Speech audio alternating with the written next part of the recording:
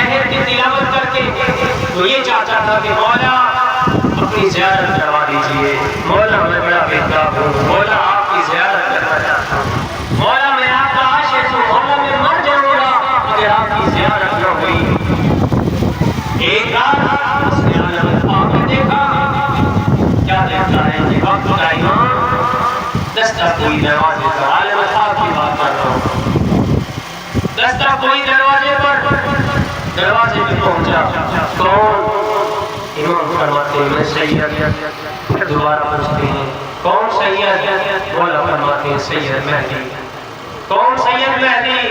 تیرے وقت کا امام ابو الاسنان کو جو وہ منتظر تھا، ناصر تھا، امام کی زیارت کرنا چاہتا تھا، ہاتھ پاؤں پڑ گئے، وقت کا امام میری دعا قبول ہو گئی، میرے وقت کا امام میری زیارت کے لیے آیا ہے، مجھے ملنے آیا ہے، میرے دروازے پہ آیا ہے۔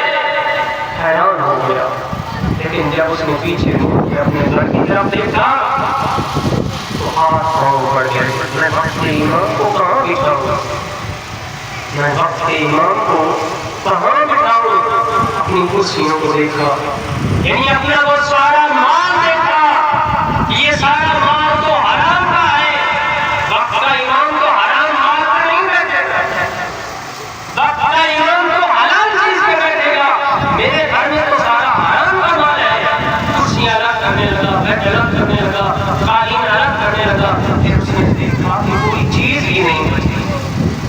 یہاں پر اس کا مطلب یہ نہیں تھا کہ وہ مال حرام کماتا تھا، اس کا مطلب یہ تھا کہ وہ اپنے مال کی زکوٰۃ ادا نہیں کرتا تھا، یعنی زکوٰۃ واجب روکنا ہے۔ اگر ہم اپنے مال کو پاک کرنا چاہتے ہیں تو یہ زکوٰۃ دیں۔ پھر کون خود مال کا امام ہے، امام زمانہ کا مال ہے، اگر ہم نے کون سا ادا نہیں کیا تو ہم مجرم ہیں، وقت کے امام بھی مجرم ہے۔ اس نے دیکھا میں کہاں بچھاؤں گا، نہیں تو کوئی چیز بھی حلال کی نہیں ہے، تو اس نے گریہ شروع کر دیا، روتا رہا کہ میں کہاں بچھاؤں وقت کے امام۔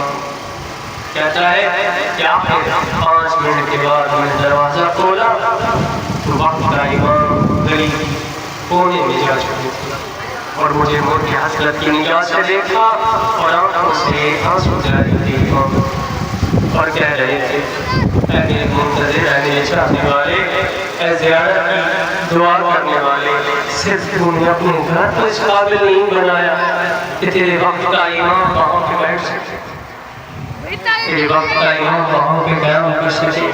آج ہم نے دیکھنا ہے کیا ہمارے گھر اس قابل ہیں کہ یہ پاک ہستیاں اس گھر میں تشریف لائیں۔